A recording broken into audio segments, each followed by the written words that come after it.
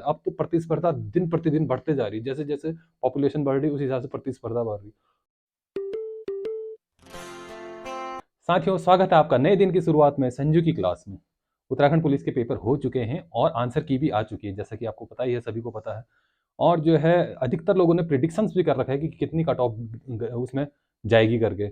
और तो मैं तो प्रिडिक्शन करने के मूड में नहीं था, लेकिन जो है मेरे को 2-4 मैसेज आए, डीएम आए कि आप प्रिडिक्शन बता दीजिए कि कट आउट कितना जाएगा करके। तो असल में प्रिडिक्शन मेरे को इसलिए अच्छा नहीं लगा करना, क्योंकि बहुत लोग कह रहे हैं कि बहुत इजी पेपर है, कुछ कह रहे थे ऐसा इजी, लेकिन मैं कहूँ मेरी दृष्टि से तो इजी पेपर नहीं है भाई, पेपर टफ ही है।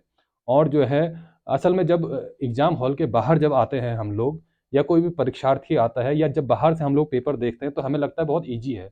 लेकिन जब एग्ज़ाम हॉल के अंदर जो माहौल बना रहता है, और उस समय जो परीक्षार्थियों के दिल में जो चल रही होती है, माइंड में जो चल रही होती है, वो उस समय की बात अलग होती है। तो उस हिसाब से तो पेपर टफ आया था।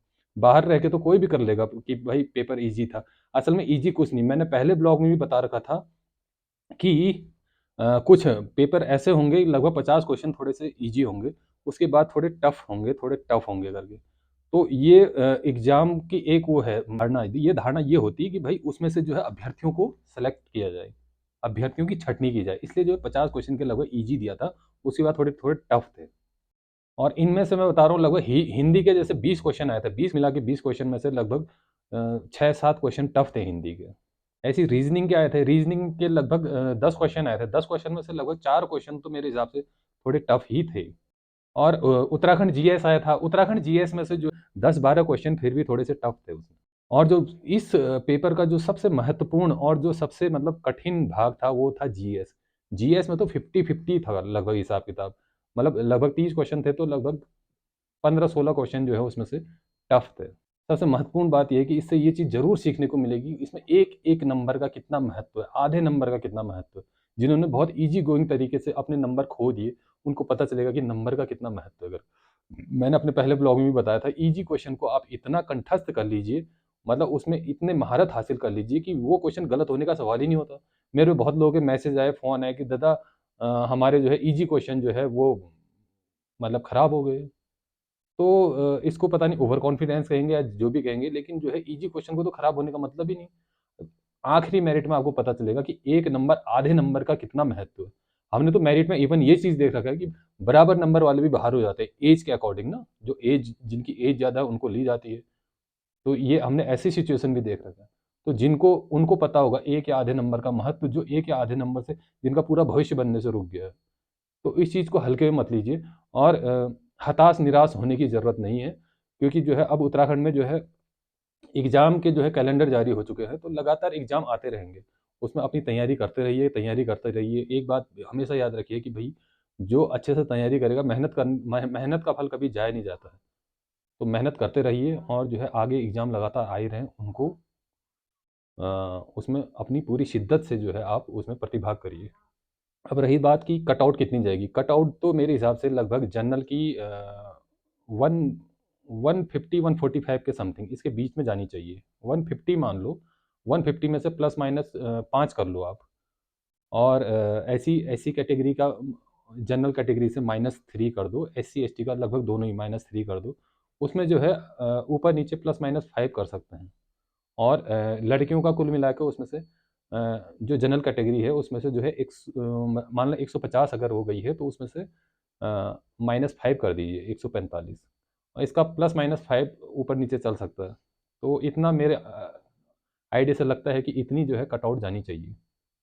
तो मेरे हिसाब से 145 वाले भी मतलब अपने आप को थोड़ा-सा दौड़ में समझें कि हाँ, क्योंकि 145 भी टफ होते हैं भाई अपने आप में। 145 का मतलब क्या हो कि 90 का अगर फिजिकल है, उसके बाद आपने 55 नंबर का आपने पेपर कर रखा है। 55, 60, 65 लाना अभी बहुत टफ है इस एग्ज़ाम में। हाँ, ये है कि किसी के आए होंगे लगभग 70-80 भी आए होंगे, कुछ होंगे, लेकिन कुछ ही होंगे इनमें से। और जहाँ तक जैसे पदों की बात है, जैसे 1200 पद उसमें है, मेल्स का है, ऐसी लगभग 250-300 फीमेल का है। तो वो उस अकॉर्डिंग जो है, तो इसलिए फीमेल की थोड़ी-सी ऊपर जा रही है। तो मेरे हिसाब से साफ 145 और 50 के बीच में मैंने जनरल की कटआउट में अपना जो मेरा प्रेडिक्शन है वो मैं कह रहा हूँ। और जो है ऐसी महिला की जो है 145 से लगभग 142, 43, 44, मतलब इतना 42 से 45 के बीच में कटआउट जो है, ये मेरी एक वो है ये मेरा अपना प्रिडिक्शन है, बाकी इसी को बिल्कुल कन्फर्म मान लिया जाए। और मेरे जो है जितने भी अभ्यर्थी हैं उनके जो हैं पेरेंट्स और जो है बड़े भाइयों से और जो उनके चचा ताऊ हैं उनसे गुजारिश है कि भाई ऐसा है कि नंबर कम आने में या थोड़े से अप डाउन होने में जो है आप अपने जो है अभ्यर्थी या अपने जो है छोटे भाई लोग अपने बच्चों पर जो है नाराज मत होइएगा, क्योंकि मतलब ये है कि यार उन बंदों ने अपनी पूरी मतलब कोशिश तो कर रखी है। तो इस चीज़ को जानिए। मतलब अब पहले का सिचुएशन अलग था, पहले जो है इतनी प्रतिस्पर्धा नहीं थी, मतलब इतना टफ वो नहीं होता था। अब तो प्रतिस्पर्धा दिन प्रतिदिन बढ़ते जा रही है, जैसे जैसे पॉपुलेशन बढ़ रही है उस हिसाब से प्रतिस्पर्धा बढ़ रही है। तो ये है, उस चीज़ को जो है उनकी उनको अप्रिशिएट करिए कि यार उन्होंने अपनी मेहनत तो कर रखी है। अब मैं कितनों को ऐसे जानता हूँ जो बेचारे पूरे दिल से, पूरे शिद्दत से लगे हैं इस एग्ज़ाम के लिए। इस एग्ज़ाम के लिए कि अपने भविष्य निर्माण के लिए बहुत शिद्दत और दिल से लगे हैं।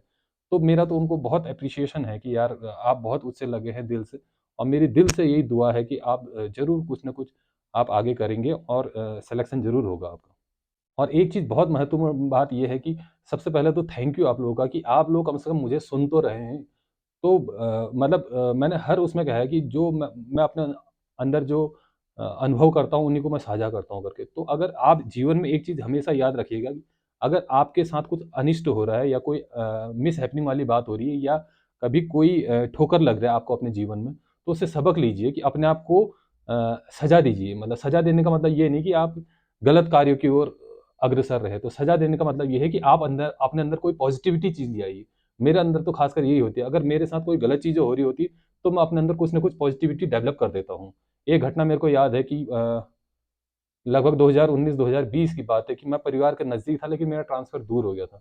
उसके बाद जो है मुझे हफ़्ते भर तक तो मेरे को दुःख हुआ कि यार मैं परिवार से दूर चले गया, और पता नहीं क्यों मिसअंडरस्टैंडिंग की वजह से मेरा ट्रांसफ़र हो गया था कुछ। तो मुझे थोड़ा-सा दुःख लगा, लेकिन फिर मैंने पॉज़िटिविटी लाया अपने अंदर। पॉज़िटिविटी मतलब क्या लाया? मैंने कुछ न कुछ अपने अंदर हर घटना के से सबक लेके अपने अंदर कुछ न कुछ पॉज़िटिविटी लाओ।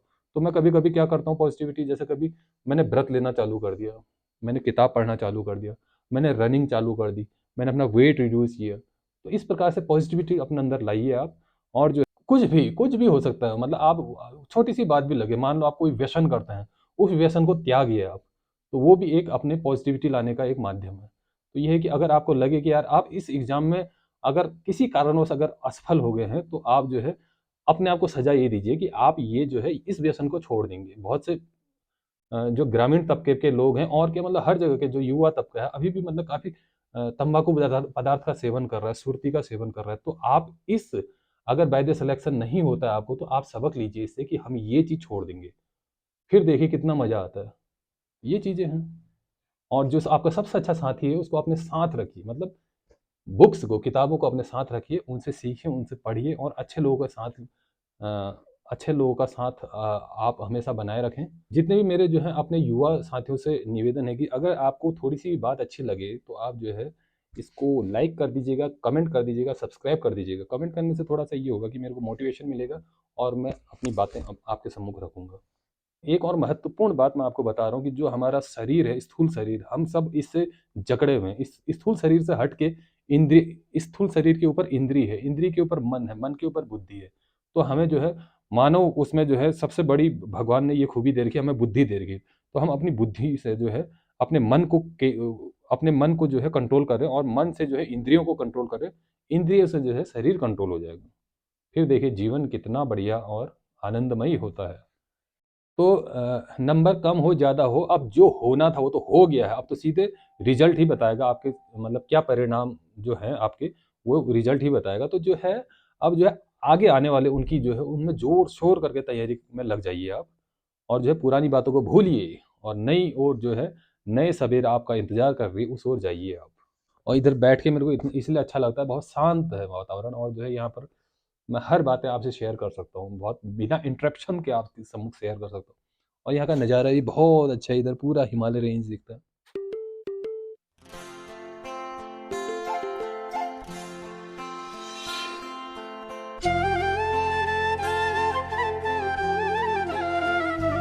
साथियों, मेरा आपसे मतलब ये गुज़ारिश है कि आने वाली एग्ज़ाम के लिए और ज़्यादा प्रिपेयर, और ज़्यादा अच्छे से प्रिपेयर होइए और तैयारी कीजिए। एक बात और ध्यान रखिएगा, जो हल्के ईज़ी क्वेश्चन है, कन्फ्यूज़न वाले जो क्वेश्चन हैं, मैंने पुराने ब्लॉग में बताया था। सिर्फ वही क्वेश्चन नहीं, उससे रिलेटेड और बहुत सारे क्वेश्चन हैं, उनमें जो है महारत हासिल कर लीजिए, क्योंकि वो जो है अंतर पैदा करते हैं। जो ईजी वाले क्वेश्चन हैं, अगर वो गलत कर दिए तो फिर गड़बड़ हो जाएगा मैटर। बाकी उम्मीद करता हूँ कि जो मेरी आज आपसे बातें हुई थी, ब्लॉग तो क्या कह सकता हूँ, आज मेरी आपसे बातें हुई थी, ये बातें आपको पसंद आई होंगी। अगर ये पसंद आई होंगी तो आप जो है लाइक कर दीजिएगा, सब्सक्राइब कीजिएगा और कमेंट कर दीजिएगा। बाकी जो है, अगर आपको अच्छा लगे आप कमेंट के माध्यम से बताते रहिएगा कि मैं आपसे इंटरेक्ट हूँ या न हूँ करके। और जो अगर अच्छा लगा होगा तो बाकी बाकी हमारी बातों को, आज की बातों को, मेरी चाय भी खत्म हो चुकी है, आज की बातों को यहीं पे जो है विराम देता हूँ। और जो है आपके भविष्य के लिए आपको शुभकामनाएं देता हूँ। Thank you so much.